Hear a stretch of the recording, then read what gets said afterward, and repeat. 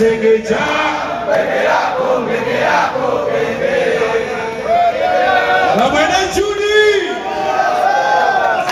Douglas Lwanga wampuliriza nga ndi muyimbi mutonge ensi temanyi nenkusumbuwa ku masimu go nenkubira nentuka nokuweereza maama wange nentuka nokuweereza sente nozinziriza noŋŋamba ziwe maama agulemu sukaali kale mazima ddala ate bwe nfuuse owakabi ate ye muntu omwera nasigala nga mpa business tukoze ffenna ku club mix tukoze ffenna ku pape party ezo sizibala ffeffe buse onjulira green daddy ate ne tumala ne London antwala London ono omusajja naye onjagaza Douglas namugambye last minute bambi naŋŋamba Pallaso tofa ekikwatako era Douglas nkugamba nti nange okuva n'olwaleero kuva mu biseera ebyemabega naye ate kati oyongeddemu nnyo kuli ekikwatako wendi 10 badde nina omukwana ate kati gwe mbadde onzibudde amaaso gy'oli njagala okwebaza abatiimu Pallaso online era obulango bwaffe bwe twawangula ku next media bagambye bagenda butu wamwe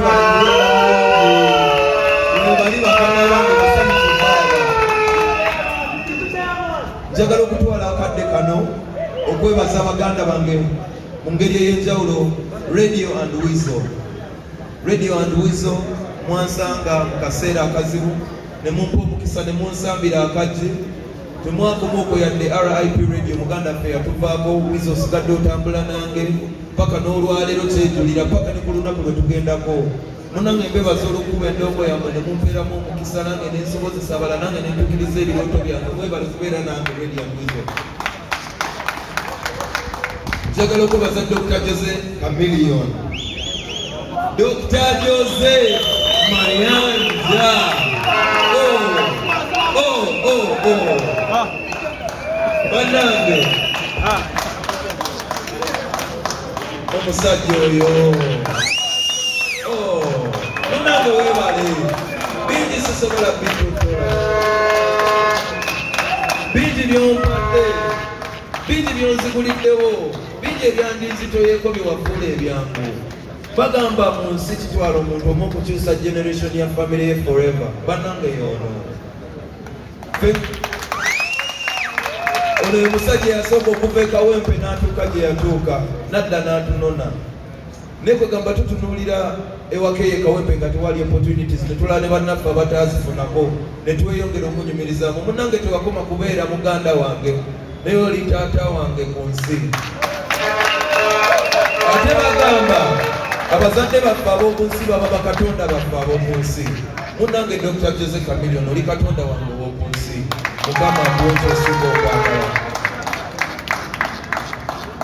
omwami oyo wensooka okulikodinga oluyimba lwange olusooka bwe mulabye oyo najja mu studio ng'agirese waka nga naye abinyiganyiga nga n'akazindalo tukunyula mu falisa okuteekako sound insulator okurekodinga music nandikodingira oluyimba lwange olwasooka mu studio omwami ono olwagadde abagenzeeko ye mwami yanjigiriza okurayiminga nagage gatta obugambo ng'ogenda obugatta akasembayo kyevolaba bakama bange bano bakulu nnyo gye ndi mu kariya yange twesanze mu ngeri nyingi zesobola kutotola naye njagala mukimanye abo bye bikonge Pallaso kwayimiridde Uganda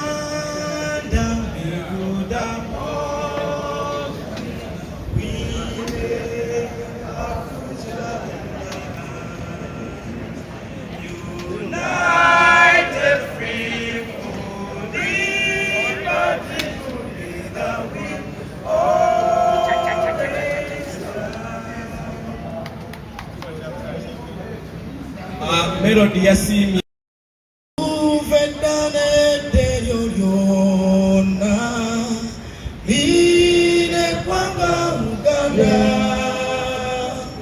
galyamanyi gwanyo eggwanga lyaffe kwetolola ensi zonna twesimye nnyo olwa Buganda yaffe ekitiibwa kya Buganda kyavadda naffe tukikuumenga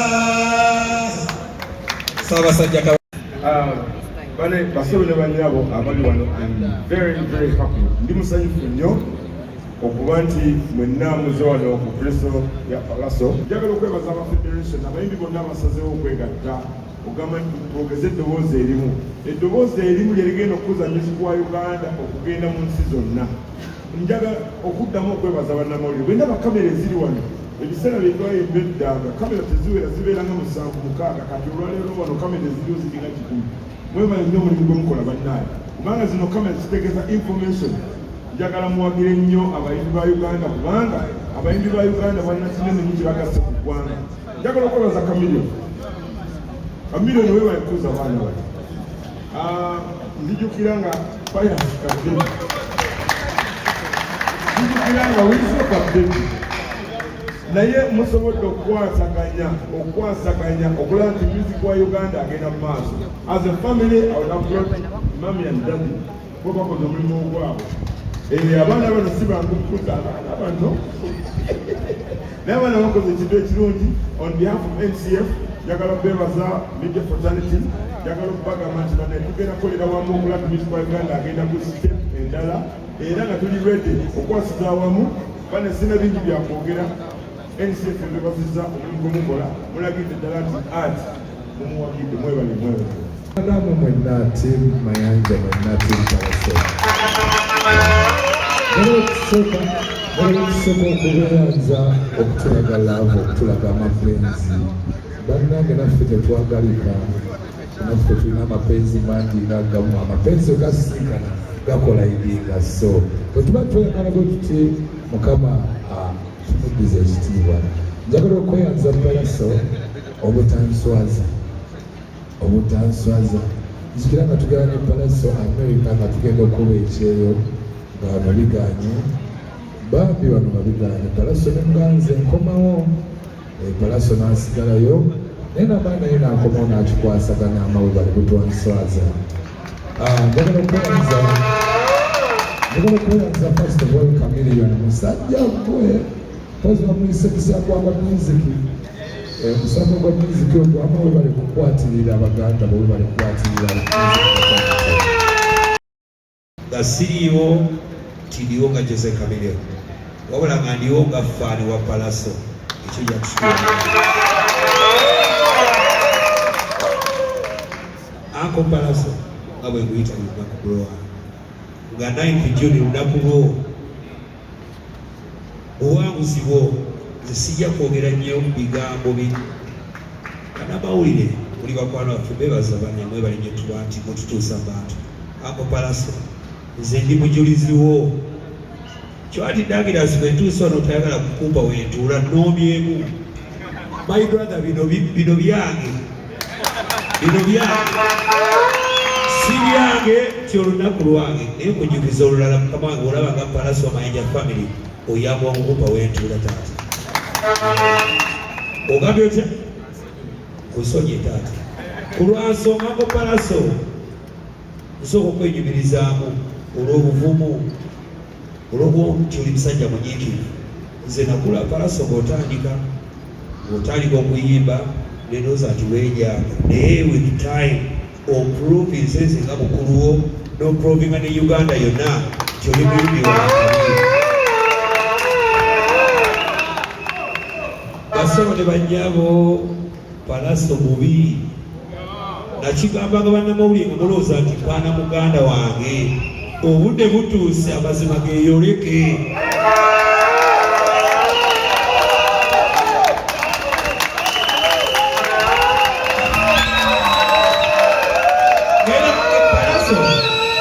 Nze ngenda kosa amazima. Nze Pallaso ze Seeruma Ntama. Neebaza nnyo mwena ba media MTN mwana buli bankabi. Mwanyima sponsorship naye mama yone Pallaso eri Mayanja family kyekiwo. Ngenda kwogera Pallaso nga Seeruma Ntama. Pallaso nga sinakola gwanga mujje gwe walina okusookayo. Naye ntula ne Pallaso ne mugamba Uncle Pallaso kantimo ekkubo gennaawo n'ennyumba Pallaso kwebaza okukyandastandi. Bannayuganda mwenna mbakoowoola mu ddoboozi lyange. Bakwano bange buli amanyi tewagira Dr. Jose Chameleon oyagala Uganda music. beegayiridde mwenna mujje muwagire Pallaso si lwakwati muganda nga wabula tuwagire ekirungi. Neebaza bayimbi bannange mwenna abaagala Pallaso nammwe abatakkiriza mujja kukkiriza. Neebaza Fiiko Maika mukwano gwa Fefe Busi we DJ Fiiki Simayiri nga nnyo nawe nkwebaza. Neebaza Weasle Manizo ne Uncle Pallaso above all nga tuli by'okusinza tugenda kukola mwenda June. You're such a great man. Oli musajja wa kali. Nkusabako Pallaso nkusabako olwo olunaku nga Mukama bwe yeeyoleka naako ekitone kyo gabula n'abantu mugawo tuga ti Love Festival omukwano gulabike mu bantu basebe banyabo. Thank you so much. Olw'amayenda enfana yange eggwanga lyange ekisemba yako Pallaso twakatandika muganda wange kuba ng'okubira ggwe ne Uganda n'ensi yaffe. Banamuli bwe bakyali bange mugenda kulaba obumenke nga mwenda June. Bino si byakuzanga, bino byaki from Kawempe to the world. Bani mwana mujja okumanja Pallaso mwenda June mwebale nnyo dagira sola mpanga mwetulwanze wakeze ekyeyamaanyi. Eno si papo pati bw'olabanga Mayanja Joseph nga yeeyolesere Bagandabe tuleke tugaziwe mwana twava wala.